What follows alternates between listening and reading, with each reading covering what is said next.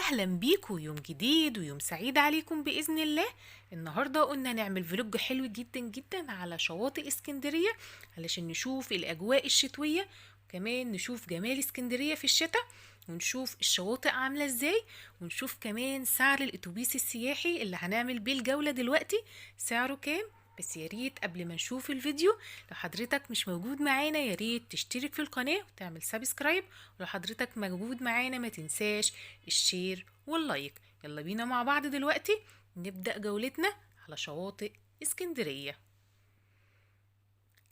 كان نفسي أسمعكم صوت موج البحر، بس الأتوبيس السياحي بيشغل أغاني، والأغاني بتكون ممنوعة على اليوتيوب، فاضطريت اللي أنا أكتم الصوت.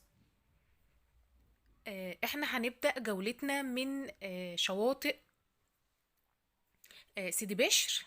ده الأتوبيس السياحي وسعر التذكرة فيه بتكون 15 جنيه ونص للفرد.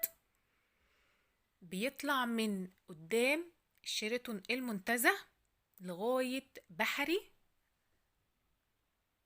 ولو حابب ترجع معاه برضو بتدفع تذكرة تانية وبتكون 15 جنيه ونص. اسكندرية جميلة جدا جدا في الشتاء، هتستمتع بيها وهتستمتع أكتر بالأجواء الشتوية في اسكندرية والهدوء اللي بيحصل دلوقتي في اسكندرية. طبعا الفيديو انا مصوراه من تقريبا شهر كده او شهر ونص، اتأخرت شوية عشان عندي ظروف في تنزيل الفيديو، بس الفيديو حلو جدا في من اوائل الاجواء الشتوية.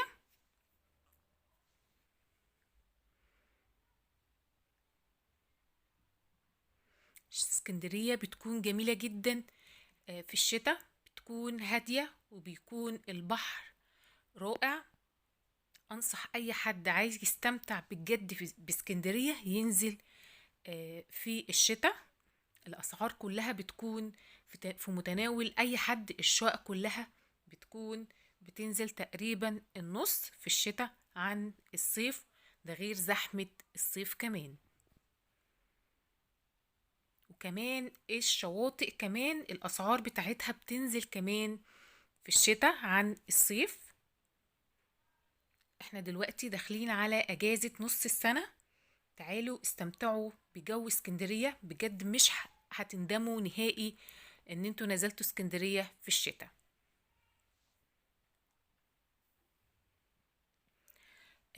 احنا دلوقتي في شارع محمد نجيب. طبعا شارع محمد نجيب غني عن التعريف، كل المصيفين يعرفوه. شارع محمد نجيب اللي قدام شاطئ إناس حقي.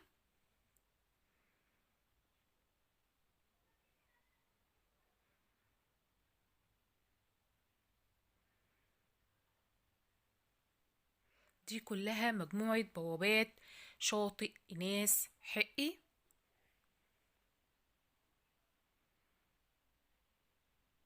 بتقام على الشواطئ ديت ألعاب رياضية،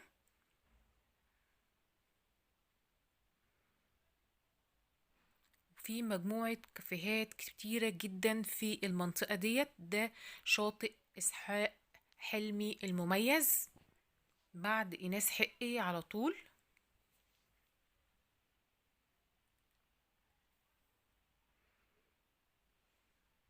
طبعا كلكم لاحظين جمال البحر وهدوء وروقان اسكندرية في الوقت ده. زي ما قلت لحضراتكم الفيديو مصوراه في أوائل الشهور الشتوية.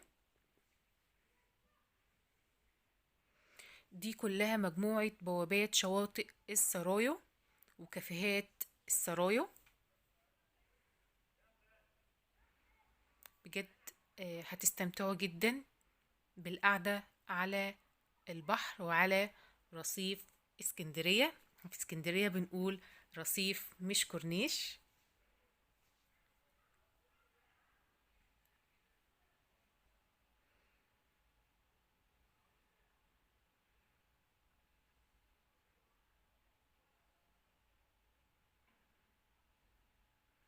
ده الأتوبيس السياحي الدور التاني.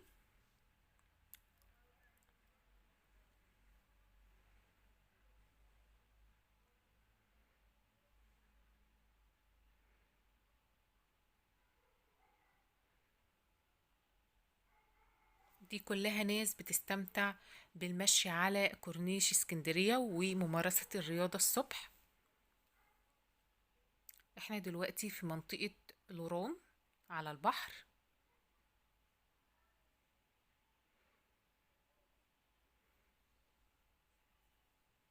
طبعا شكل البحر تحفة جميل جدا. انتظروني في جولات كتيرة جاية عن اسكندرية، بس يا ريت تشجعوني تدعموني بالاشتراك في القناة. اشوفكم في جولات كتيرة عن جمال اسكندرية الساحرة.